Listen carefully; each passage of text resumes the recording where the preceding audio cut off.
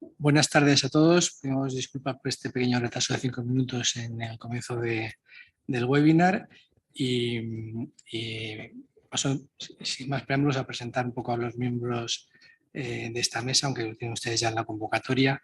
Pero luego, bueno, yo soy José Carlos González Vázquez, soy profesor titular de la Casa, de la Complutense de Derecho Mercantil y socio de CK Magán, del área mercantil, y estoy en el grupo específico que tenemos en la Casa sobre empresa familiar, un grupo interdisciplinar para tratar los problemas de la empresa familiar. Y me acompañan hoy en esta mesa pues tres personas que son grandes expertos en la materia. Por un lado, porque uno de ellos, aparte de jurista, es miembro de una empresa familiar y dirige la Secretaría del Consejo, tanto la matriz como de las filiales, que es Salvador Bautista, que lo tengo aquí a mi izquierda. Salvador es licenciado en Derecho por ICADE, trabajó en Cuatro Casas un tiempo y luego pues, empezó a llevar las riendas de la dirección de la asesoría jurídica del grupo Bergé, que como ustedes conocen es un grupo importante de las empresas familiares en España y de los que ya va por la quinta generación, ya más de un siglo, ¿no? Casi veis para el siglo y medio dentro de poco, con lo cual pues un caso de éxito poco habitual, porque como ustedes saben, las empresas familiares, por desgracia, llegar a la tercera generación ya es un reto en muchos casos, ¿no? Además de dirigir la asesoría jurídica, pues también colabora como profesor en distintos másteres sobre temas societarios, secretarías de consejo, que es a lo que se dedica, y otras serie de actividades, ¿no? Parecidas. Tenemos también a mi derecha a Amador Navarro, que es también licenciado en Derecho por la Universidad de Navarra y abogado en área de litigación de Cuatro Casas. Como verán, menos yo, todos son Cuatro Casas o es Cuatro Casas, ahí lo dejo. No sé si bueno o malo o regular, seguro que bueno. Y aparte de buen amigo, pues es una gran especialista en todo lo que tiene que ver con la litigación societaria y por tanto con los conflictos societarios, que también es algo que por desgracia muchas veces acompaña a la empresa familiar, también habitual en cursos, en máster, en jornadas y en publicaciones, como también le pasaba a Salvador, ¿no? En muchos libros sobre derechos sociales y conflictos societarios, pues contamos con sus brillantes aportaciones. Y luego aquí a mi derecha tengo a mi compañero de CK Magán, socio de Fiscal, también es Cuatro Casas y que dirige en nuestro despacho ese grupo de empresa familiar que yo les comentaba, del que yo también formo parte y que es interdisciplinar con todas las áreas, fiscal, mercantil, laboral, civil, litigación, etcétera, ¿no? Por tanto, también un gran experto, lleva muchos años asesorando a empresas familiares y por tanto, pues creo también una cosa muy indicada, además de que codirigimos en esta casa los dos un curso de empresa familiar que se celebró por primera vez el curso pasado con bastante éxito, de los alumnos quedaron muy contentos y que de hecho, si Dios quiere, empezará la segunda edición el próximo mes de octubre también en esta Escuela de Práctica Jurídica. Y sin más preámbulos, una vez presentada la mesa y agradeciendo a todos ustedes su atención presencial o en online, pues vamos a empezar a tratar esos problemas permanentes actuales que hablamos de la empresa familiar. Vamos a hacer un formato más distendido, que en vez de pequeñas ponencias van a ser un poco preguntas a unos y otros miembros de la mesa, que iremos intercalando para ir respondiendo a algunos de esas novedades y otros que son, como digo, problemas permanentes siempre que rodean al mundo de la empresa familiar. Y voy a empezar contigo, Curro, si no te importa. Hablando del buen gobierno, ¿no? Que es uno de los temas importantes en toda empresa y en la empresa familiar. ¿Tú crees que se puede hablar de un especial buen gobierno corporativo específico de la empresa familiar? ¿Y qué alcance tendría en su caso? Bueno, lo primero de todo, muchas gracias por invitarme a participar en este webinar. Es un orgullo estar aquí. En la presentación me has llamado jurista, me ha parecido una cosa extremadamente generosa. Estoy aquí rodeado de tres juristas y yo creo que mi intervención probablemente va a ser la menos jurídica de todos, ¿no? La más basada en mi experiencia en la empresa familiar, ¿no? Respondiendo a tu pregunta, Alfonso Chiner, que es una persona que se dedica a la empresa familiar, al que yo admiro mucho, dice que la expresión empresa familiar tiene dos partes. Tiene la parte empresa, que es el nombre, y la parte familiar, que es el apellido, ¿no? Y él lo que siempre dice es que el nombre pues va por delante del apellido. Entonces, la empresa familiar, por delante de todo, lo primero que es empresa, ¿no? Y en tanto empresa, la aspiración de buen gobierno de la empresa familiar pues es la misma que la de cualquier otra empresa, ¿no? Y por tanto tiene una serie de principios que tienen que ser los mismos que los de las empresas, de los de cualquier empresa, ¿no? Entre esos principios pues está la institucionalización, es decir, que no exista una dependencia de las personas, que es algo muy típico de las empresas familiares, sino que existan protocolos, políticas y órganos de gobierno que trasciendan las generaciones. Estar gobernada por un consejo de administración, que eso parece que es una obviedad, pero no lo es tanto para una gran mayoría de las empresas familiares en España, que no es la mayoría, como español, son pequeñas y medianas empresas, que ese consejo reúna, sea un consejo diverso, ¿no? Diverso en cuanto a los perfiles y diverso en el sentido de que tenga voces independientes. A mí no me gusta mucho la palabra independiente, pero por lo menos voces externas, ¿no? Voces diferentes de las de los propios miembros de las familias propietarias, ¿no? Y luego que ese consejo tenga un funcionamiento profesional. Primero, que haya un criterio profesional a la hora de elegir a sus miembros y segundo, que en la forma de funcionar, de presentarse los temas, de tomar decisiones, pues se siga un criterio de profesionalidad y lo mismo que se organicen comisiones, etc., ¿no? Y digamos, esto sería lo que preocupa desde el punto de vista del gobierno corporativo por la parte de empresa. Ahora bien, el apellido, que es familiar, evidentemente le da a esta cuestión algunas particularidades pues, que también hay que meter en la coctelera, ¿no? Y coctelera me ha parecido una palabra muy adecuada porque la empresa familiar es un recipiente donde aparece todo mezclado. Y eso se explica muy bien con la teoría que seguro que conocéis de los 3 círculos de la empresa familiar, esos 3 círculos que son la empresa, el patrimonio y la familia, que tienen una serie de áreas secantes, ¿no? que son planos separados, pero en algunas áreas coinciden.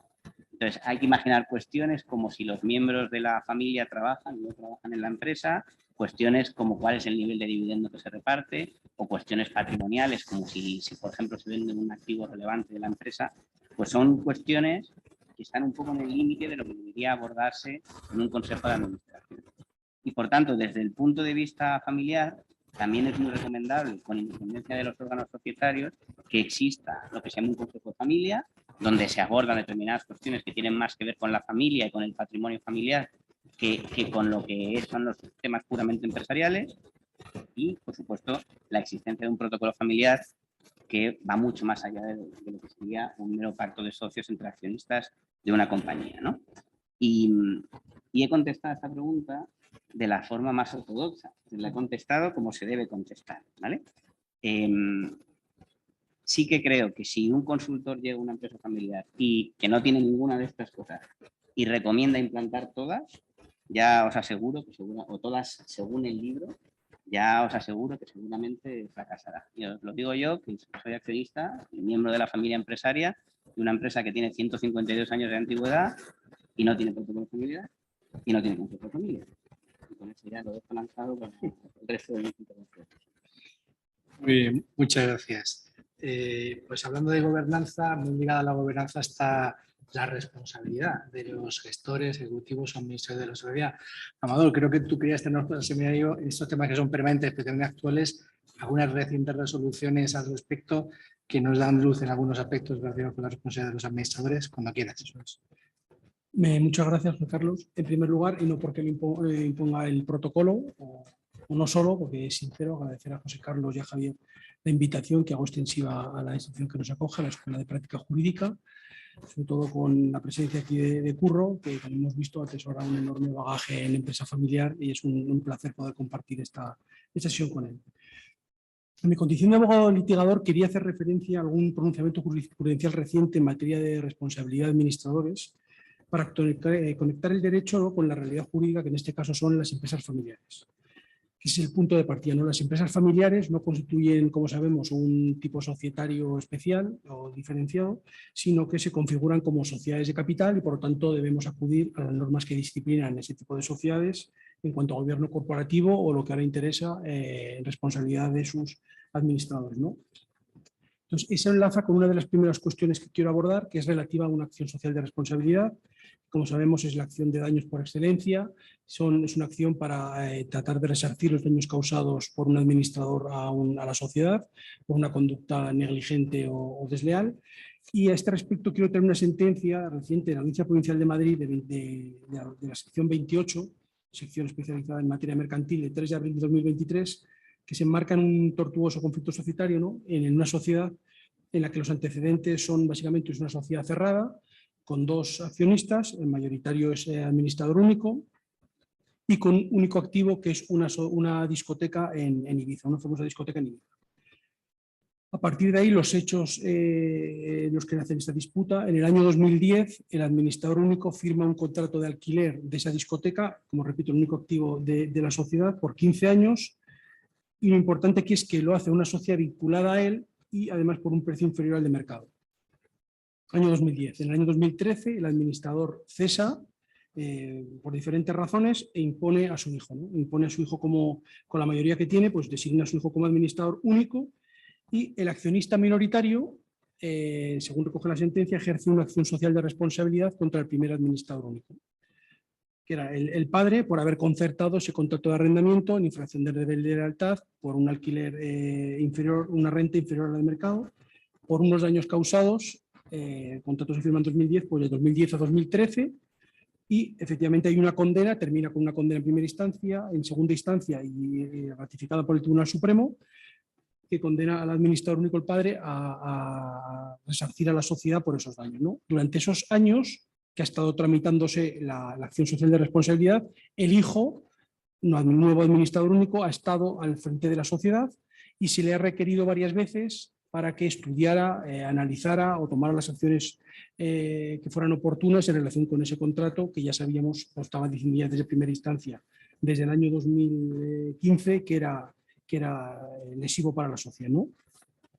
Efectivamente, tras esas presiones, pues al final el administrador único en el año 2017 da por terminado el acuerdo, y a continuación, año 2018, tiene lugar la demanda que da lugar al caso que resuelve la sentencia de la Audiencia Provincial. En ese caso, el socio minoritario vuelve a la carga, demanda por ese mismo ilícito del contrato lesivo, y demanda no solo al padre por haber firmado el contrato y ya reclamándole no los daños del año 2010 a 2013, que ya los había reclamado, sino de 2014 en adelante, y demanda también con responsabilidad solidaria al hijo por no haber resuelto el contrato o no haber hecho lo oportuno con diligencia para resolverlo, ¿no? Entonces, esta sentencia plantea 3 cuestiones que voy a dejar enumeradas brevemente. La primera es si puede haber una responsabilidad de los administradores, ¿no?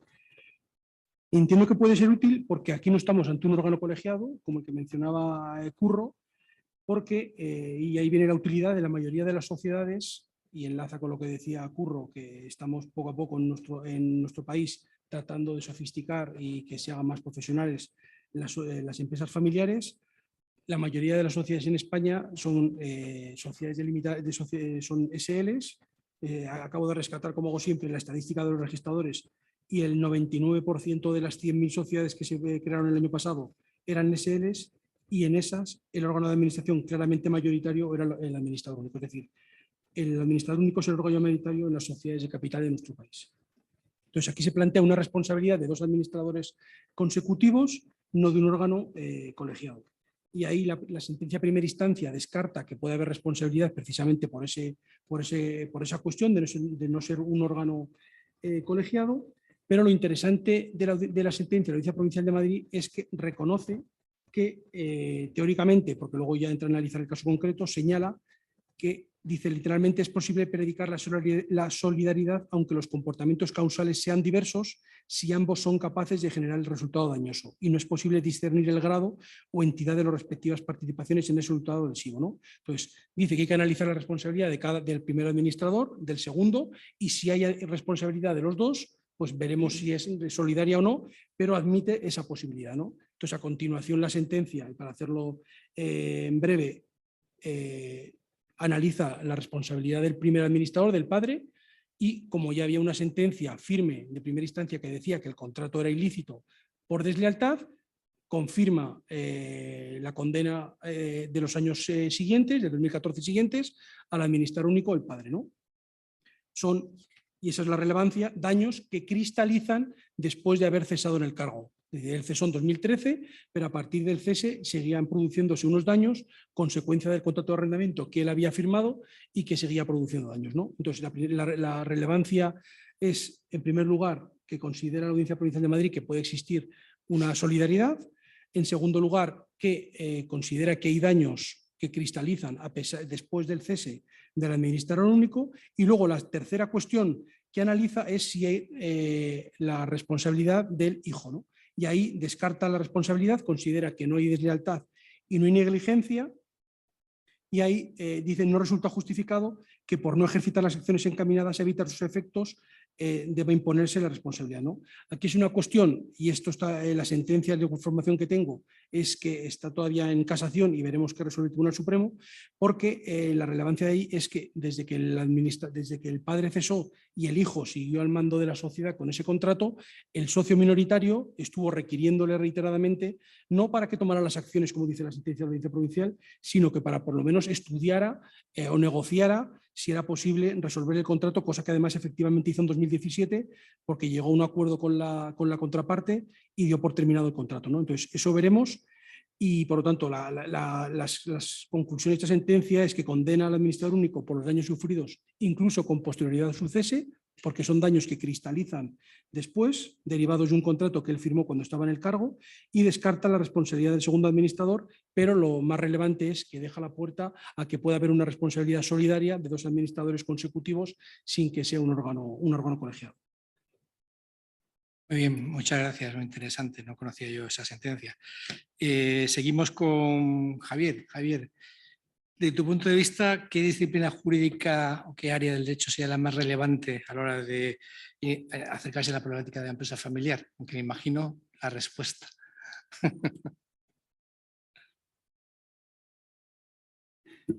Porque, a ver,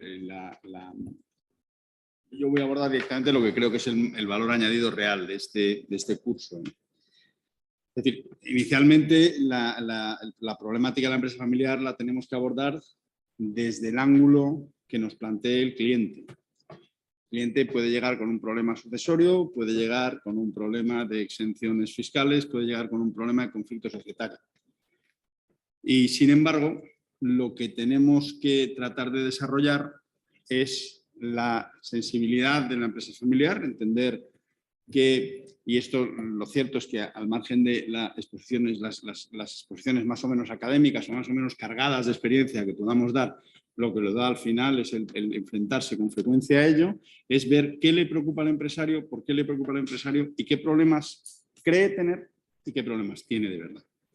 Y anticiparse y ser capaces de valorar desde una perspectiva o desde muchas perspectivas cuál es el problema que trae el cliente a ver.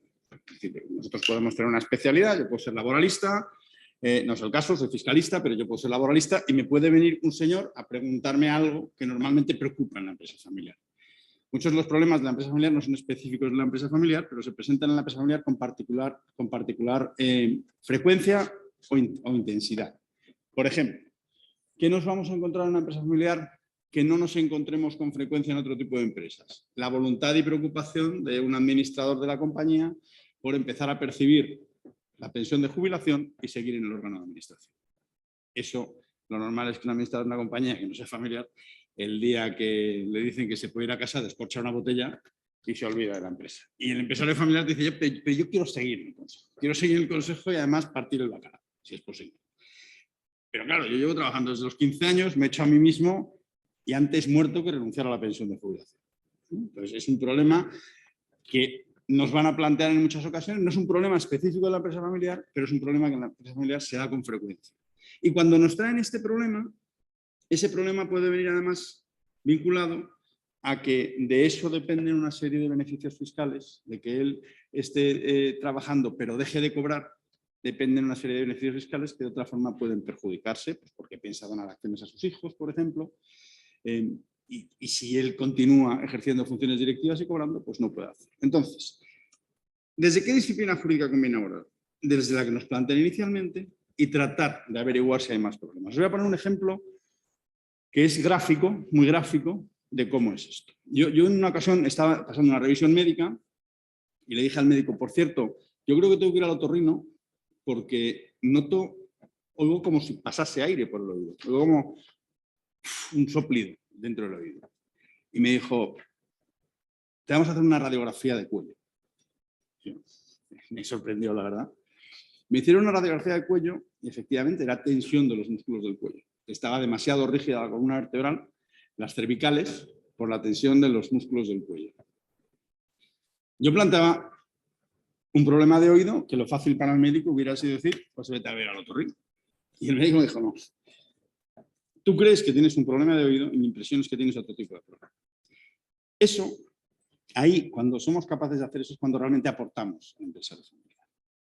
Y lo que pretendemos en este curso no es convertiros en expertos en cada una de las materias que vamos a abordar en el curso, sino que seamos capaces, y seáis capaces, al acabar el curso, de que se os encienda la alerta de decir, este señor viene planteando un problema fiscal y me parece que tiene un problema sucesorio, o me parece que tiene un problema de conflicto societario con sus hermanos o con sus padres.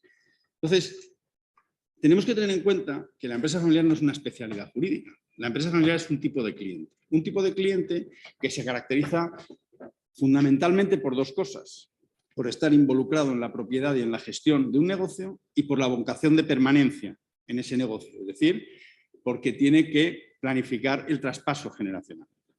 En una empresa que no tenga elementos familiares, aunque esté compuesto todo el accionariado en un momento determinado por un grupo familiar, es decir, un día haremos caja y cada uno con lo que le toque, pues a vivir como mejor le apetezca, ¿no? Y en cambio en una empresa familiar eso no se plantea. En una empresa familiar, es decir, oye, vamos a ver cómo nos organizamos para que la siguiente generación pueda convertirse en propietaria de esta empresa y pueda involucrarse en la gestión. Esto es lo que condiciona en muchas ocasiones cualquier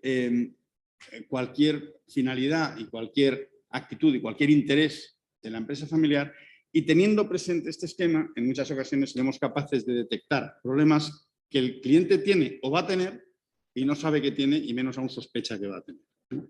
Y ese es el consejo que yo doy a quien se quiera embarcar en este curso, es que se ponga como desafío el terminar el curso siendo capaz de eso, es decir, que le trasladen un problema y sea capaz de ver detrás de ese problema otro. Perdón un segundo, preguntan qué sentencia es la que decías antes, sí, pero no lo he entendido bien. Es de 3 de abril de este año 2023, de la Audiencia Provincial de Madrid, sección 28, y la sentencia es la 307/2023. No sé por qué, no soy capaz de... 3 de abril de 2023. Es que no estoy escribiendo, no sé por qué. Bueno, yo creo que estarán tomando nota, si no, 3 de abril de 2023, perfecto. Audiencia Provincial de Madrid, sección 28, 307/2023. A ver, José Carlos, una cosa que espero haberte sorprendido, que no diciendo que era la parte fiscal que había que abordar. Una cosa, venimos oyendo hablar históricamente, de una forma a veces hasta con cierto exceso de insistencia, del protocolo familiar como una herramienta prácticamente imprescindible, ¿no? ¿Es realmente tan importante? ¿Es imprescindible? ¿Es siempre, o sea, en cualquier momento y en cualquier familia es necesaria? Muy buena pregunta. Muy buena pregunta.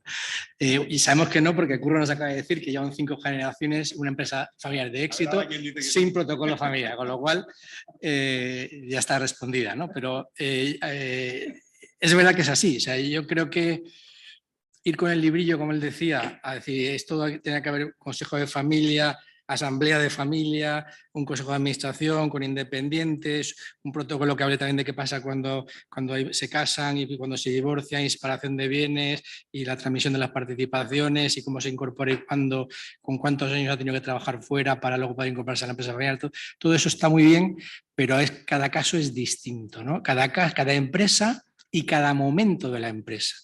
Porque no es lo mismo estar en una primera generación, con poco eso, cuando ya estás en quinta con muchas ramas familiares, una empresa más grande o una empresa pequeñita. Entonces, ahí lo que hay que hacer efectivamente es un ejercicio de no aplicar el traje prêt-à-porter, sino hacer un traje a medida, ¿no? Y enterarse muy bien de esa empresa, cuáles son sus problemas, cuál es su realidad, cuáles son las inquietudes de los miembros de esa familia, hablando con todos ellos. Hay que hacer un trabajo largo, a veces tedioso, que también se cansan los miembros de la empresa familiar, de entrevistas, de reuniones, de que ahí surgen a veces conflictos que están un poco subyacentes o no habían aflorado y empiezan a aflorar y tal, pero si eso se hace bien, se hace de manera, como tú decías también, de manera holística, viendo que no es un problema, sino que son muchos temas los que hay que a veces abordar y poner encima de la mesa, y que haya comunicación y transparencia entre los miembros familiares. Al final, si se hace ese protocolo cuando haga falta, con el contenido que haga falta, pueden hacer falta como la asamblea de familia, pues yo creo que es un tema que debe ser muy residual, ¿no? Consejo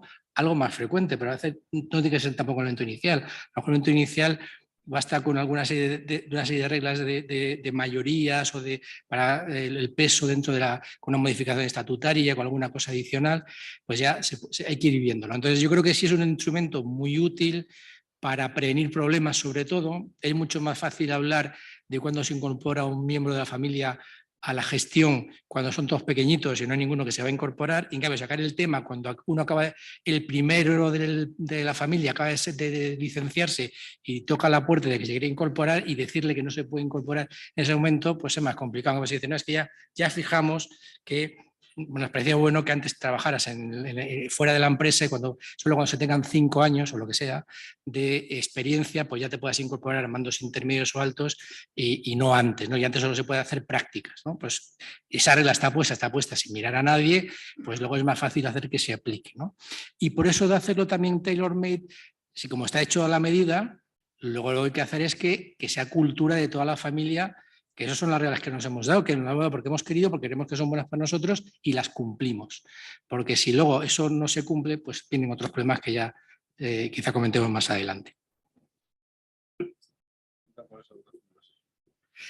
Alguien preguntaba la duración de sesión, yo calculamos que 1h30 aproximadamente, ¿no? Las 8:30, especialmente las preguntas que hagáis, pero 8:10 acaban nosotros y 8:30 un poco ya con las preguntas que también los asistentes online presenciales vayan a hacer.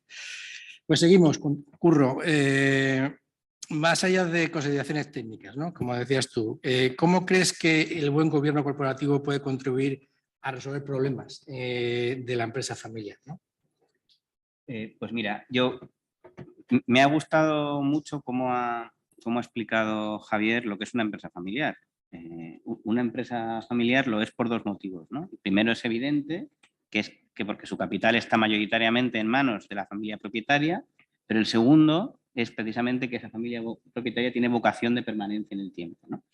Entonces, una empresa de primera generación puede ser empresa familiar, y eso es quizá poco intuitivo porque es una empresa de un solo señor, que es el fundador, o de una sola señora, que son los fundadores, pero si tiene vocación de traspasarla a sus hijos, pues tendrá que afrontar la situación de su empresa como tienen que afrontar la situación de las empresas familiares, ¿no?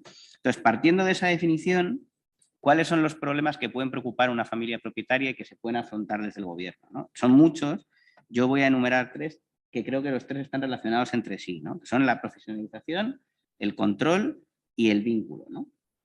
¿Vale? Entonces, la profesionalización es una cosa que no se nos quita de la boca a todos los que hablamos de la empresa familiar, ¿vale? Y es verdad que pues, si tú eres dueño de algo, y en este caso dueño de una empresa, pues lo que quieres es que ese algo esté lo mejor gestionado posible y lo mejor gobernado posible, ¿no? Y la profesionalización pasa por ser capaz de atraer al mejor talento que existe. Y el mejor talento que existe normalmente estará fuera de la familia y estará fuera de la organización probablemente, ¿no? Si tú tienes 4 hijos, pues tiendes a pensar, por mucho que quieras a tus hijos, ¿no? Que fuera de esos 4 hijos probablemente encontrarás de una manera mucho más probable un mejor gestor que solo entre 4 personas, ¿no? Porque entre 40 millones o 50 millones de españoles o entre 7.000 millones de seres humanos, pues siempre será más fácil que entre 4, ¿no? Y por tanto parece que la incorporación tanto de ejecutivos externos como en el caso del gobierno, que es de lo que estamos hablando, de consejeros externos, pues parecería clave, ¿no? Pero por otro lado, para la familia también es esencial no perder el control. Entonces, en la composición del consejo tienes que ser capaz de encontrar ese equilibrio entre el talento de fuera y los miembros de la familia que te permitan mantener el control, ¿no? De nuevo, si vuelves a la profesionalización, a la hora de elegir entre los miembros de la familia, pues incluso la presidencia del consejo, que por muy sofisticado que sea el modelo de gobierno, pues tiendes a pensar que siempre deberá permanecer la familia, pues tienes que preocuparte de que estén capacitados, tienes que preocuparte de que sean los más formados y de entre los más formados, pues intentarás elegir a los mejores. Pero claro, pensad en una familia amplia. Yo tengo una familia amplia, los demás también pensad si la tenéis en una familia amplia. Pues entre 25 primos, que de repente resulte que defiendes que los dos más formados son dos hermanos, pues hombre, desde el punto de vista del gobierno de la empresa, pues igual es la mejor decisión, pero desde el punto de vista de la familia, pues es una decisión que probablemente levantará ampollas, ¿no? Entonces igual es lo mejor para la empresa, pero igual es algo que rompe la familia, ¿no? Eso lo voy a abordar más en la tercera pregunta, pero lo dejo ahí para la reflexión, ¿no? Y el tercer elemento que había comentado es el vínculo, ¿no? Entonces, tú profesionalizas la empresa y entonces ya los familiares o tenemos más difícil trabajar o directamente no podemos trabajar como hacen muchas empresas familiares. Profesionalizas el gobierno y entonces como va a haber muchos más externos independientes, pues lo mismo, será mucho más difícil que los miembros de la familia formen parte de los consejos de administración, ¿no? Entonces, si no trabajas en la empresa y no formas parte del consejo de administración de la empresa, ¿cómo construyes el vínculo de los accionistas con la empresa, de la familia con la empresa? A los accionistas les decimos, no, vosotros tenéis que preocuparos y tenéis que formaros para ser accionistas responsables, porque accionistas lo vais a hacer seguro. Es una palabra, es una expresión que nos encanta decir a todos, ¿no? Vale, pero ellos ¿qué reciben a cambio? ¿No? Entonces, hay una respuesta que es muy evidente, ¿no? Que reciben a cambio el dividendo, ¿no? Que es lo que algunas empresas llaman san dividendo, ¿no? Dice, vale, pero si yo en vez de tener mi patrimonio en la empresa de mi familia, lo tengo en fondos o lo tengo en acciones del Banco Santander, igual me pagan más dividendos. Entonces, si reduces la decisión de la familia de pertenecer a la empresa familiar a una decisión puramente patrimonial, pues muy difícil. Tienes que sacar mucho pecho para decir es que yo le voy a dar a mis accionistas mucha más rentabilidad que cualquier otra inversión que puedan hacer, ¿no? Y entonces vamos a la segunda parte, a lo que es el vínculo emocional, a lo que se llama el dividendo emocional. Claro, ese dividendo emocional, si tú, tus hermanos, tus primos, tus tíos, tus padres no trabajan en la empresa y muchos no están en el consejo de la empresa, ese vínculo emocional es mucho más difícil de construir. Entonces, en empresas con muchos accionistas y con modelos de gobierno más sofisticados, trabajar ese vínculo es un gran reto. Totalmente. Es fundamental. Y los canales de comunicación para transmitir esa cultura familiar es esencial. Muchas gracias, Curro. Amador, continuamos con la responsabilidad de los administradores, que es uno de tus temas de los que eres más especialista. ¿Puede esta erigirse como consecuencia de una conducta meramente pasiva de los gestores? ¿Puede esa pasividad a veces que hay algunos miembros que están en el consejo porque como son dueños están en el consejo pero realmente no hacen casi nada, que eso también acabe siendo fuente de responsabilidad? Efectivamente, me encanta porque está aquí Curro hablando del proyecto, de la ilusión, y yo como abogado litigador solo veo problemas, divorcios, responsabilidades. Ya sabes que una vez escuché decir que las empresas, que solo hay dos tipos de empresas familiares, las que han tenido problemas y las que los tendrán. O sea, Sí. Entonces, enlazando con lo que decía José Carlos, efectivamente, ¿no? Expresamente la ley en el artículo 236, cuando habla de las acciones de daños, ya habla de actos y también de omisiones. Eso se ve claramente además en el caso de la responsabilidad por deudas del 367, que imputa responsabilidad por no proveer determinadas actuaciones. De hecho, a ese respecto, a mí me gusta, siendo el caso más típico de responsabilidad por deudas, el de la existencia de pérdidas graves o cualificadas, según una sentencia del Tribunal Supremo de 29 de septiembre del año 2021, que en relación con esa diligencia y la conducta activa que debe tener el administrador, recuerda que una obligación de atención ininterrumpida es la que tiene el administrador de la evolución patrimonial y financiera de la sociedad, de modo que los administradores deben conocer pueden conocer con una diligencia la situación, máxime, y enlaza con temas de nuevas tecnologías, etcétera, con los actuales sistemas de información, la situación contable puede ser conocida por los administradores en cualquier momento, ¿no? O sea que eso incide en la necesidad de que los administradores no tengan esa conducta pasiva que decía José Carlos, sino que lleven a cabo una gestión diligente y muy activa, ¿no? Luego también tenemos, por supuesto, el ámbito concursal, ¿no? Con el retraso o la pasividad en la solicitar concurso, iniciar negociaciones con los acreedores. y por lo tanto, como decía, los administradores exigen una conducta activa y tenemos muchos ejemplos recientes de responsabilidad de administradores por conductas pasivas. Tenemos el caso anterior que he mencionado, ya veremos cómo se resuelve, el caso del administrador por haber mantenido o por no haber hecho ninguna actuación relativa a un contrato lesivo, pero traigo aquí, por ejemplo, ahora otro caso de acción social por conducta omisiva, que es una sentencia del Tribunal Supremo también reciente, de 31 de marzo de 2023, número 443/2023. En este caso, la EAT detectó un fraude tributario, ¿no?, que implicaba a varios proveedores de una sociedad. Hablaba de la técnica del carrusel, que seguro que Javier conoce, bueno, en su condición de asesor, no porque sea el que las cometa. La EAT lo comunica a la sociedad en diversas reuniones y les combina, ¿no?, a que corten la relación con los proveedores o que adopten determinadas medidas, ¿no? Finalmente la sociedad no lo hace y eso termina con que la agencia tributaria sanciona, ¿no?, levanta un acta y la sociedad, pues en ejercicio de esa acción social de responsabilidad, demanda a los administradores exigiéndoles el resarcimiento de ese daño, las cantidades que no se pudo deducir, ¿no? Aquí, antes de resolver esa cuestión, el Tribunal Supremo aborda una cuestión general de responsabilidad que me ha parecido llamativa, que es que se alegaba que el presidente estaba enfermo y había que exonerarle, ¿no? Entonces, la sentencia del Tribunal Supremo dice que no queda aprobado ese hecho y que además el 237, al que me he referido antes, dice que para exonerarse de responsabilidad debes no haber intervenido en la adopción y ejecución del acto, desconocer su existencia o, conociéndola, hacer todo lo posible, ¿no?, o todo lo conveniente para evitar el daño. Que no queda acreditado que además el presidente no renunció a su cargo y que además, que es lo que a lo mejor parece dirigente si no puedes ejercitar el cargo y que enlaza con lo que decíamos de una conducta activa y diligente en el ejercicio del cargo, y que además participó en reuniones en los que se trató la problemática derivada de la investigación de la agencia tributaria y por lo tanto no le exonera de responsabilidad. Y ya entrando en el tema del análisis de la conducta de los administradores por pasividad, la sentencia del Tribunal Supremo declara efectivamente que hay una responsabilidad por falta de diligencia, es uno de los pocos casos, porque de lealtad hay muchos más casos, pero de diligencia, de falta de diligencia, no hay tantos casos en la jurisprudencia. Y de hecho, la conducta que se imputa a los administradores es una conducta, como decía, omisiva, ¿no? Tras haber sido advertidos de la existencia de la trama fraudulenta para eludir el pacto del pago del IVA por parte de proveedores, no adoptaron las medidas necesarias, ¿no? Dice el Tribunal Supremo, su pasividad al implementar los controles precisos en relación con el IVA carrusel, y le dice, si los consejeros hubieran adoptado los controles necesarios, la agencia tributaria no habría obligado a la sociedad a hacer frente a una regularización fiscal, ¿no? Entonces, esa es una acción social en la que se predica también la responsabilidad por conductas pasivas. Simplemente voy a anunciar que, aparte de acciones sociales, pues también tenemos la acción individual de responsabilidad, que es la acción que es una aplicación muy estricta, porque es aquellos casos en los que el administrador con su conducta no causa un daño a la sociedad, sino directamente a un acreedor o a un socio. Por lo tanto, serán escasos los supuestos en los que se puede aplicar, pero uno de los casos paradigmáticos que menciono casi siempre que hablo de estas responsabilidades, el caso del persianazo, del cierre de facto de la sociedad o desaparición, ¿no?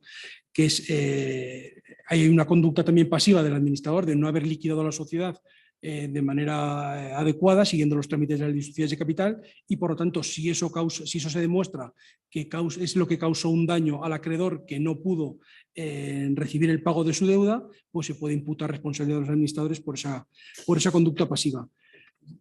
Y luego ya simplemente, que enlaza además con lo que decía Curro, de por qué es necesario insistir siempre y más en las sociedades familiares en la conducta activa, diligente de los administradores. Tenemos, y me gusta porque lo describe muy bien, también una sentencia muy reciente del Juzgado Mercantil 11 de Barcelona, de 1 de marzo de este año, que dice: en las sociedades familiares en las sociedades cerradas de carácter familiar, en las que se constatan lazos de amistad y confianza entre los socios, el funcionamiento de los órganos sociales durante los tiempos felices se asienta en prácticas informales aceptadas como consecuencia de la propia relación de confianza. Esa relación de confianza y la existencia de negocios e intereses comunes hacen que ningún socio se preocupe de que la sociedad siga las estrictas pautas formales que pudieron exigir los estatutos o la propia normativa de las sociedades de capital. Y como tarde o temprano, dice Curro, surgirá el conflicto, pues en ese caso tendrán protagonismo, junto con las acciones de impugnación, por ejemplo, pues las acciones de responsabilidad, y ahí se revisará la conducta de los administradores y veremos, habrá que analizar si, entre otras cosas, fueron diligentes y llevaron a cabo esa conducta activa y de estar realmente gestionando la sociedad implicados en el negocio. Es efectivamente un apunte en un caso que estoy yo involucrado profesionalmente, una empresa familiar que fue muy importante en España hace años, que al final acabó en concurso de acreedores y tenía el consejo donde eran dos familias, los presidente, vicepresidente y además ejecutivos eran los padres, y luego había 3 o 4 hijos por cada una de las familias en el consejo, y el concurso al final era un concurso culpable, ¿no? Habían hecho cosas que no estaban bien hechas, ¿no? Y la defensa de todos ellos eran que ellos realmente están ahí asintiendo los consejos, que no iban muchas veces, efectivamente iban 1 de cada 3, porque al final el consejo es de que los padres, que los que mandaban, un poco contaban 4 cosas a los hijos, que asentían y solamente cobraban las dietas correspondientes, ¿no? Y esa fue su defensa, y fueron calificados como partes de las responsables e inhabilitados por varios años para poder estar en cargo de administración, y las demás responsabilidades como de otros miembros, justamente porque no era una excusa o no era eximente el que mandaban mis padres o mi padre y el otro padre de la otra familia, y que nosotros estábamos allí y no íbamos a contradecir nunca lo que decían los padres, ¿no? Eso es así, ¿no? Javier, ahora sí ya temas fiscales, ¿no? ¿Qué implicaciones o qué precauciones desde el punto de vista fiscal son las más importantes para una empresa familiar? Cuéntanos. Hay margen de que una empresa familiar se vea afectada por los problemas fiscales de cualquier otro empresario, cualquier otra persona o persona involucrada en negocios, tiene particularidades propias. De hecho, en España, quitando alguna mención que hace el Código Civil a la herencia del negocio familiar, de la forma en la que se deja en favor de alguno de los miembros de la familia con obligación de pagar a sus coherederos la parte que corresponda a tal, la primera normativa que regula específicamente la empresa familiar siempre he dicho en términos impropios, porque no hay un concepto legal de empresa familiar, la primera normativa que lo hace es normativa fiscal del año 1996, en la que por primera vez se recibe en España la normativa que como no puede ser de otra forma en estos casos, nos lleva a la delantera en otros países, y se decide que no se va a gravar la empresa. En un momento inicial es en el patrimonio, es decir, la titularidad de la empresa, es decir, no voy a comerme con impuestos el patrimonio que genera riqueza, patrimonio y el tejido empresarial, no puedo socavarlo a base de limarlo con impuestos. Y segundo, en el momento más crítico de la empresa familiar, el momento en el que más débil es la empresa familiar, que es el del traspaso generacional. En el momento del traspaso generacional, si no es suficientemente complicado por sí mismo, cuando hay un patrimonio que no es empresarial, el hecho de que haya un patrimonio empresarial, probablemente con disputas para hacerse con el gobierno del negocio, en generaciones más avanzadas, pues normalmente la sintonía que hay entre los socios no es la que hay entre los socios fundadores o los hijos de los socios fundadores. O sea, llegar a buena sintonía en casos como el de Curro, quinta generación, eso es prácticamente heroico, y más sin un protocolo familiar, sin la necesidad de un protocolo familiar. Unas reglas del juego en una generación tan avanzada son más que recomendables en la mayoría de los casos. Entonces, desde un punto de vista fiscal, las normas que más peso tienen para la empresa familiar son las del impuesto sobre el patrimonio, impuesto sobre la renta e impuesto sobre sucesiones y donaciones. ¿Qué persigue? Pues el impuesto sobre el patrimonio persigue, como os decía, no gravar el patrimonio que genera riqueza para no destruir tejido productivo, y desde el punto de vista empresarial, desde el punto de vista sucesorio, impedir o evitar que la carga fiscal sea una traba más en un punto que es crítico para las empresas familiares, que puede llegar a dar al traste con los negocios. Es decir, llega un momento que, mira, si esto es así, vendemos la empresa van 200 tíos a la calle, cerramos la empresa, van 200 tíos a la calle y nos repartimos el dinero. Entonces, se trata no tanto de ayudar como de no obstaculizar. Se trata de que eso no sea un escollo añadido a un momento que ya es difícil por sí mismo. ¿Qué se exige para esto? Pues se exigen una serie de requisitos que es lo que ha dado en que llamemos empresas familiares a las que cumplen una serie de requisitos. Pero una serie de requisitos, fijaos, que uno de ellos es que yo tenga en el capital social de una compañía el 5%. El 5% tenga funciones directivas. Nadie me exige que el resto de mi familia esté ahí. Si yo tengo el 5% de capital en una compañía, ejerzo funciones directivas, percibo de esa compañía una retribución que representa más del 50% de todos mis rendimientos de trabajo profesionales, y la compañía se dedica de verdad a una actividad empresarial, eso obviamente no es una empresa familiar. Porque los otros 20 socios que tengan los otros 5% puede ser gente prácticamente desconocida para mí y entre ellos. Es una empresa y punto. Y en cambio tiene beneficios de empresa familiar. Hasta tal punto es reacia la ley, afortunadamente además, a definir lo que es una empresa familiar. Porque definir lo que es una empresa familiar supone dejar fuera del perímetro, dejar de fuera el concepto de todo lo que queda fuera del perímetro, ¿no? Entonces, es muy peligroso definir. Entonces, no hay, insisto, no busquéis una definición de empresa familiar, pero sí nos da pistas que busca qué entiende por empresa familiar el legislador. También da pistas con el Real Decreto de Publicidad de los Protocolos Familiares. En fin.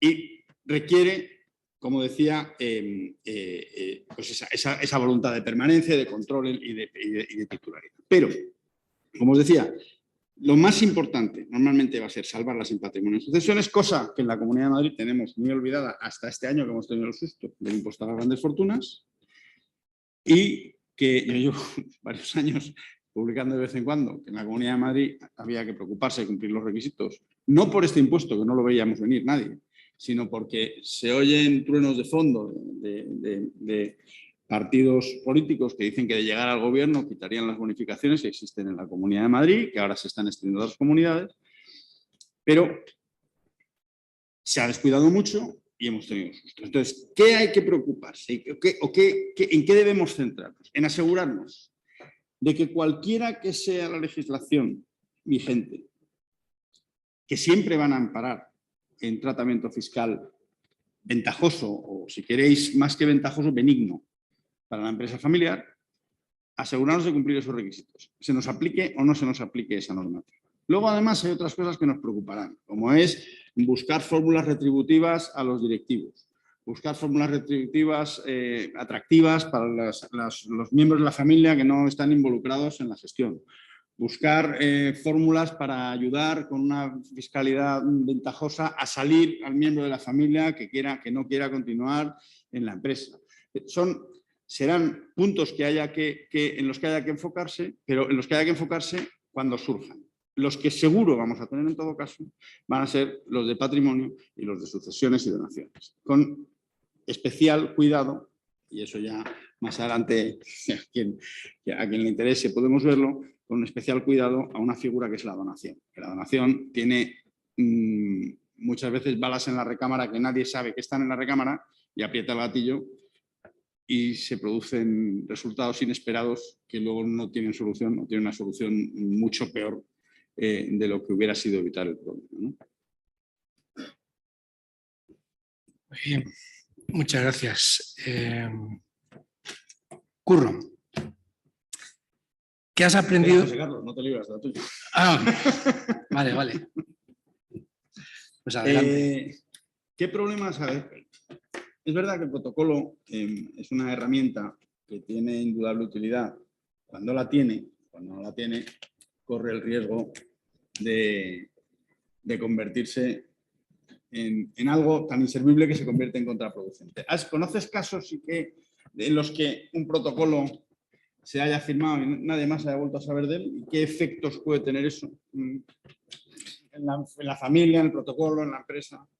Pues sí, es lo que comentamos también un poco antes alrededor de Curro, ¿no? El que llega con el librillo a aplicarte todo lo que puede estar en un protocolo y convence a la familia de que eso está muy bien, que les va a ayudar y sin que realmente lo necesiten en su conjunto, sin hacer el traje a medida y sin implicar a la familia en que participen, que solo vea que es necesario y que lo quieren poner en práctica, pues lo firman y nadie lo hace suyo y no se cumple, ¿no? Esos protocolos normalmente pues exigen, una vez que están firmados, pues hay partes que a lo mejor tardan mucho en entrar en vigor o que tengan que ponerse en aplicación. Por ejemplo, las reglas que haya para la sucesión de empresa cuando toque esa transmisión o reglas sobre transmisión de las participaciones, pues si nadie vende, pues a lo mejor pasan años y no hay por qué no en práctica, pero hay otras cosas que suelen ser de aplicación casi inmediata necesariamente, ¿no? Por ejemplo, si se ha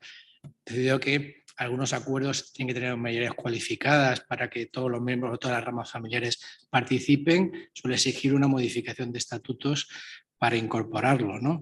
O reglas de otro tipo de que hay que hacer un consejo de administración, dejar ya de que papá, el administrador único, sea el único que esté aquí y cómo se tiene que componer ese consejo de administración, y tampoco se modifican los estatutos y tampoco se nombra ese consejo, ¿no? Entonces, como digo, queda en un cajón que mientras todo va muy bien, pues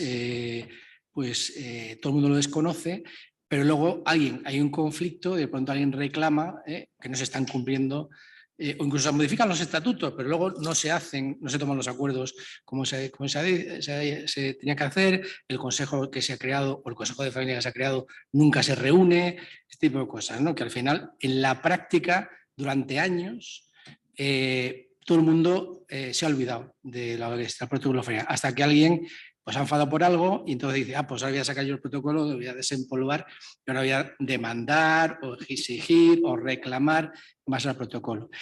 Y esto ha pasado y a veces yo he visto casos donde con algún éxito, pero ¿qué pasa? Pues que es un problema también actual porque hay una sentencia reciente de 5 de mayo del 23 del Supremo que justo en un caso como estos pues no le ha dado la razón al reclamante. ¿Justamente por qué? Porque esa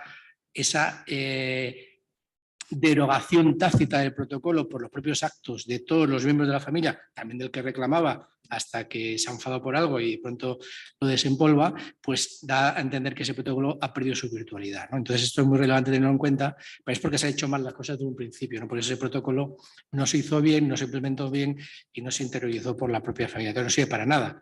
Eso crees que has ya profesionalizado la empresa, que has hecho cosas y no has hecho absolutamente nada y no ha servido para nada, y cuando tenía que servir, que hay un conflicto, tampoco sirve porque con razón se acredita que es un ejercicio abusivo por ese que de pronto quiere sacarlo cuando él mismo pues no lo ha estado aplicando ni ha hecho que se aplique durante esos años y por tanto se declara pues un ejercicio abusivo y no se da razón. Y eso es una cosa también que por tanto los protocolos, aparte de hechos a medida, tienen que ser algo vivo. Por eso el protocolo tampoco hay que dar igual durante 20 años, porque la empresa no está igual que hace 20 años y por lo tanto hay que estar aplicándolo y viendo, oye, pues hay que revisarlo, porque hay cosas que ahora sí necesitamos un consejo de familia que antes no necesitábamos, o ahora sí vemos ya que los niños, no habíamos puesto reglas de cómo se incorporan miembros de la familia a la empresa y a los niños adolescentes dentro de la universidad y vamos a tener ese problema, vamos a empezar a regularlo. Y por lo tanto, también hay que ir adaptándolo, modificando y eso hace que siempre se esté cumpliendo y sea una parte de la vida de la organización de la empresa, ¿no? Canales de comunicación y si se hace así no tenemos este problema. Pero como digo muchas veces, por desgracia, o no lo tienen o cuando lo tienes como si no lo tuvieran y a la hora de la verdad pues no ha servido para nada, ¿no? Y esta sentencia del Supremo, como digo, hace unos meses, tenemos una noticia y meto cuña publicitaria en la página de CECA sobre esta sentencia que ha hecho un compañero, Antonio Balmaña, que es un especialista que también tenemos en el curso. Hizo la tesis doctoral sobre el protocolo familiar, o sea que algo sabe del asunto. Pues si alguien lo quieren consultar en la página de CECA, pues la tienen explicado con más extensión este caso, que creo que es bastante paradigmático, porque yo creo que es la primera vez que se pronuncia claramente sobre este aspecto respecto a la ineficacia sobrevenida de un protocolo familiar justamente por falta de uso. Ahora sí que vuelvo contigo, Curro, y volvemos otra vez al tema de la gobernanza, ahora ya desde tu experiencia, ¿no? También, ¿no? ¿Qué has aprendido o qué nos puedes contar que hayas aprendido de la experiencia del gobierno en las empresas familiares y que puedas compartir con otras familias empresarias, ¿no? Que también sé que a veces pues os reunís y compartís experiencias, porque eso también enriquece y nos enriquece a todos si nos cuentas algo también ahora al respecto. Gracias. Pues mira, yo el principal aprendizaje lo resumiría en que, como en la vida, lo más importante es conocerse y aceptarse a uno mismo, ¿no?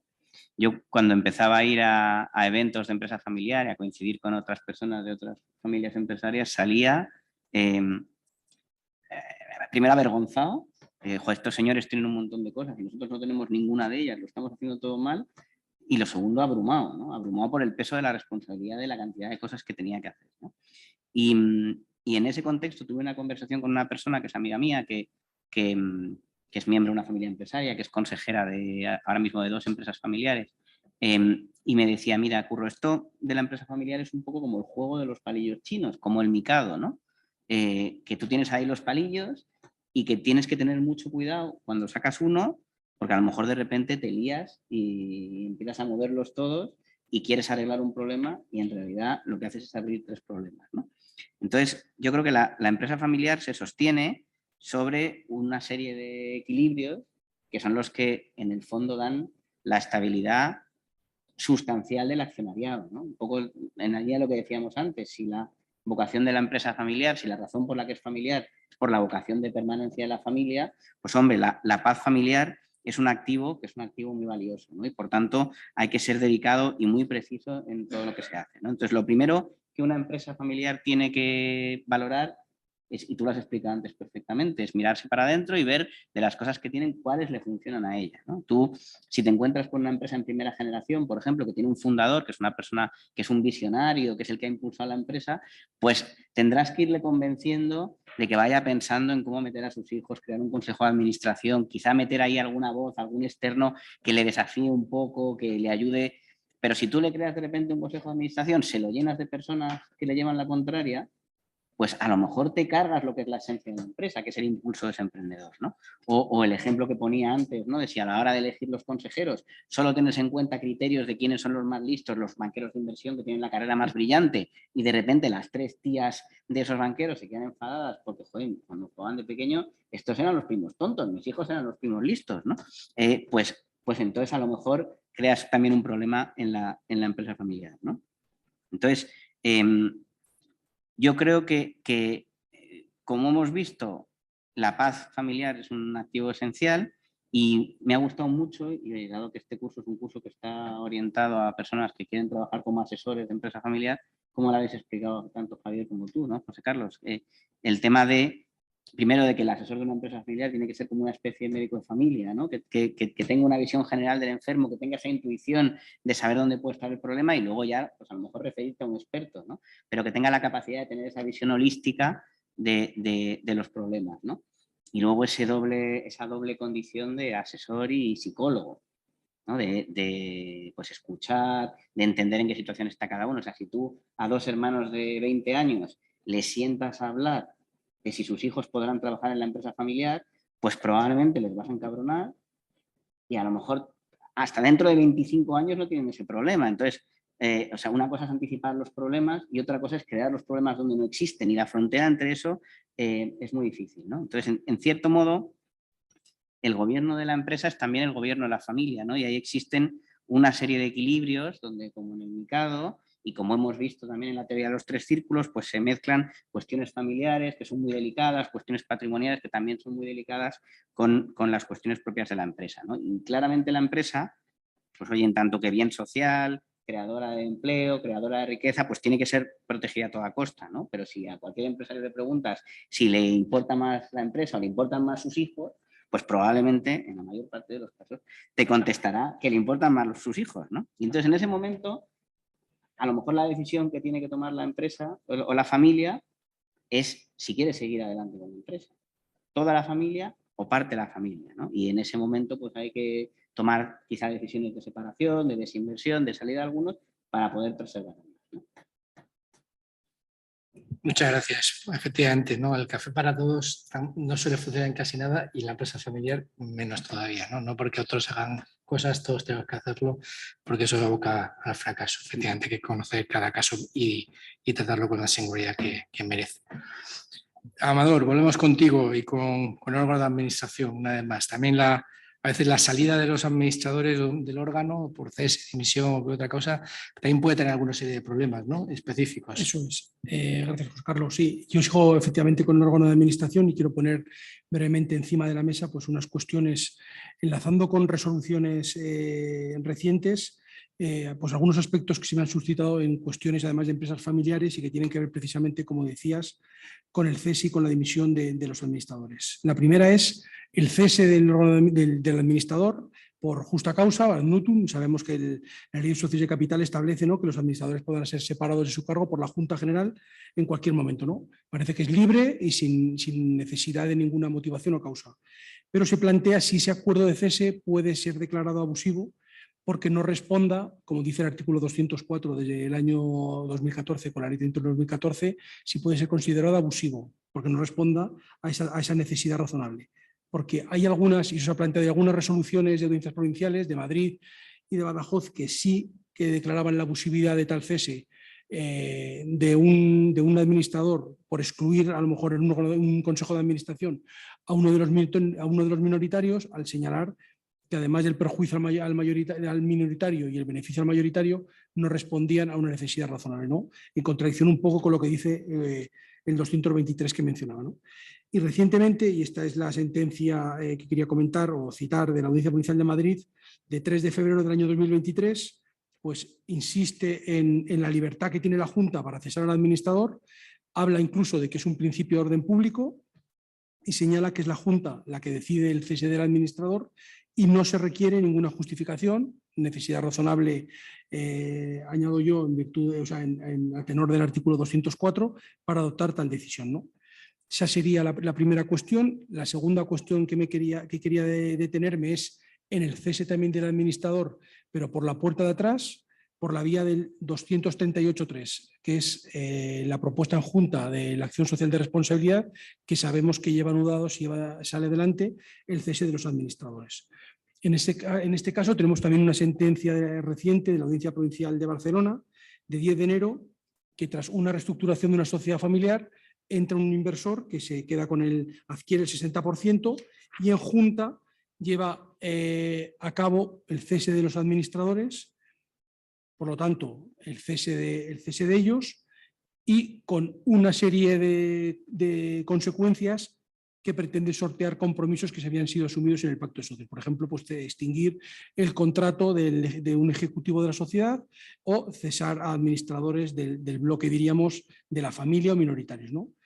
Los minoritarios, la familia que estaba en la sociedad antes de la entrada de ese inversor, alega abusividad, impugna el acuerdo social del cese, o sea, de cese no, de adopción de la acción social de responsabilidad que implicaba el cese, y la Audiencia Provincial de Barcelona estima la demanda, declara que el acuerdo de ejercicio social del ejercicio de la acción social sí que puede ser abusivo y que en este caso no respondió a una necesidad razonable, porque habla en este caso de que la acción social de responsabilidad que se pretendía ejercitar con los administradores era la acción social y por haber llevado a cabo unas irregularidades contables. Y esto es interesante, estemos solo en el ámbito de la acción social de responsabilidad, porque viene a señalar que las irregularidades contables no pueden producir un daño directo al patrimonio social. Dice, si las irregularidades contables no pueden producir un daño directo a la sociedad, sino puedan producir a terceros que contraten con la sociedad, etcétera, confiando en esa contabilidad, pero no causan un daño directo a la sociedad, por lo tanto, no puede haber una acción social contra los administradores y lo que habéis intentado hacer es por la puerta de atrás, para sortear esos compromisos del pacto de socios, cesar a administradores y extinguir sin consecuencias económicas, sin indemnizar a los ejecutivos de la sociedad. Y luego la tercera cuestión es si un administrador se puede ir cuando quiera, que básicamente eso tenemos claro que sí que hay libertad del administrador de dejar el cargo cuando sea, pero también es verdad que desde el nombramiento el administrador asume un deber de diligencia de no dejar a la sociedad céfala.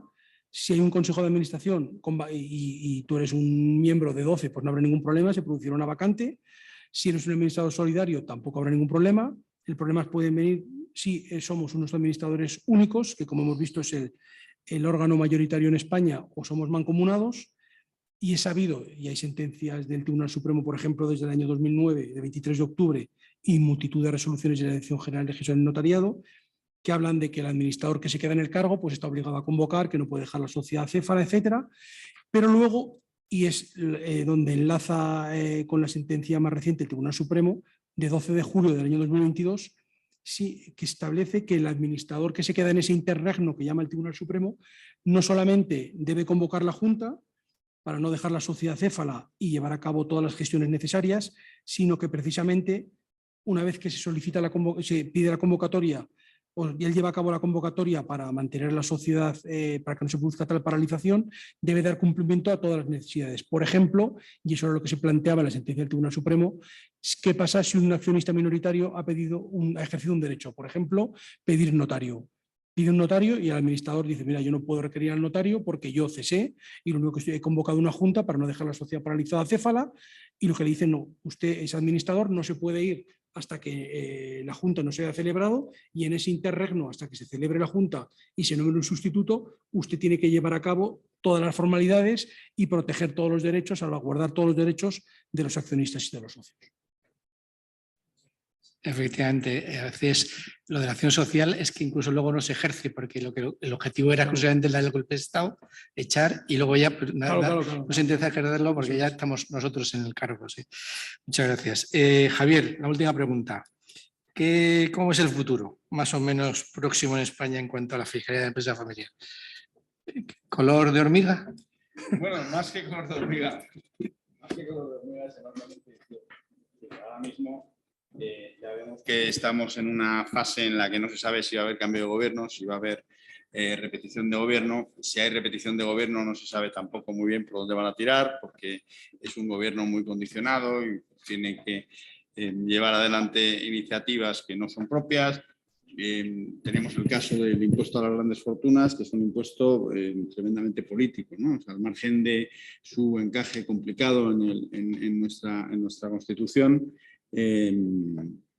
pues plantea el problema de que es un impuesto muy ideológico, no es un impuesto que recauda poco, recauda bastante poco dinero y en cambio ha montado un ruido muy importante. A eso hay que sumar que las administraciones públicas tienen mucha necesidad de dinero, mucha. Y las comunidades autónomas, los impuestos sobre patrimonio, sobre sucesiones y donaciones están cedidos a las comunidades autónomas, son impuestos estatales cedidos a las comunidades autónomas, son de una agresividad superlativa. La agresividad recaudatoria de las comunidades autónomas es muy superior a la del Estado. Entonces, entre que los impuestos ya por sí son en muchas ocasiones de una complejidad técnica importante, la agresividad recaudatoria de las administraciones públicas, yo más que una prospección legislativa, lo que hay es una prospección de hecho, y lo que va a haber es una litigiosidad descomunal. O sea, el futuro de la fiscalía de la empresa familiar lo veo condicionadísimo por la litigiosidad. Va a haber peleas a manta, ¿no? Va a ser el pan nuestro de cada día. Y creo que en cuanto a la legislación, la incertidumbre que hay, bueno, pues es grande, pero tampoco el rango de posibilidades es tan grande. Es decir, ¿a qué nos enfrentamos? A que se generalice o se armonicen. Cuando hablan de armonizar las comunidades autónomas siempre se alza, claro. Que suban los impuestos en todas. O que sigamos la tendencia contraria y desaparezca el impuesto sobre el patrimonio definitivamente en España, que prácticamente ningún país de nuestro entorno lo tiene, o que se iguale en todas partes, o que siga tan disparatado como está hoy, donde tienes una fiscalidad en Madrid mucho mejor que en Asturias, sin que haya una justificación más allá de que en un sitio gobiernan unos y en otros gobiernan otros, ¿no? Creo que legislativamente las expectativas son inciertas, pero van a ser menos turbulentas, y la realidad va a ser que lo que va a es una litigiosidad muy, muy importante. Muy importante y bueno, pues en la litigiosidad tampoco hay que tenerle miedo, nunca es agradable, claro. Es como el que dice entrar a un quirófano y dice, pues normalmente sales vivo, ¿no? No es agradable entrar en el quirófano, pero lo normal es que tiene un índice de supervivencia alto. Bueno, pues aquí que sepamos que Hacienda, lo normal, Hacienda, cuando digo Hacienda, digo todas las administraciones tributarias, pierden la mitad de los pleitos en los que se meten. teniendo en cuenta que en muchos no se mete la gente porque tiene miedo, porque le rebajan las sanciones, porque tal, entonces la gente renuncia a meterse en un pleito que de meterse en él probablemente ganaría. Bueno, pues aún así la administración pierde la mitad de los pleitos que tiene. Entonces, bueno, yo me centraría más eso, en el futuro litigioso que en grandes turbulencias legislativas. José Carlos, antes has mencionado una serie de conflictos y yo quería que volvieras sobre uno, que es el derecho de separación de los socios minoritarios por falta de distribución de dividendos, que en las empresas familiares, más que una causa de conflicto, suele ser una herramienta cuando ya hay conflicto. Suele ser una herramienta para dar una patada en la espinilla. Entonces, creo que ha habido algún pronunciamiento razonablemente interesante hace poco sobre esto, ¿no? Pues sí, hablando de conflictividad, si algo ha dado conflictividad desde que por fin entró en vigor plenamente a partir del 17, ese 348 bis que estuvo apareciendo, desapareciendo y suspendido en su efectividad, que es el derecho de separación por no distribución de dividendos o retención abusiva de la riqueza justamente para oprimir al minoritario, ¿no? Cuando hay conflicto, y la manera que se buscó, pues, darle la salida de, oye, pues si usted no reparte beneficios o un porcentaje de los beneficios, etcétera, pues puede pedir la separación, se le liquida su parte y por lo menos el socio se puede ir y salir de esa situación de opresión.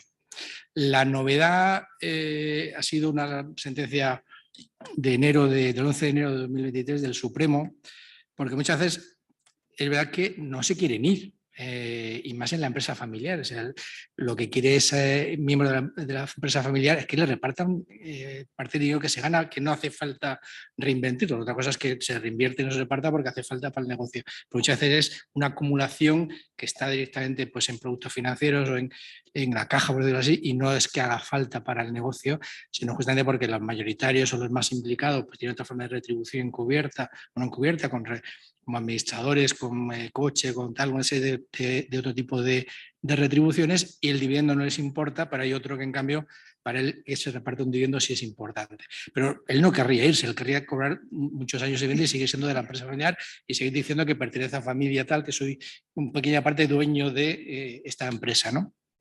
Por eso es una solución que no siempre es buena, ¿no?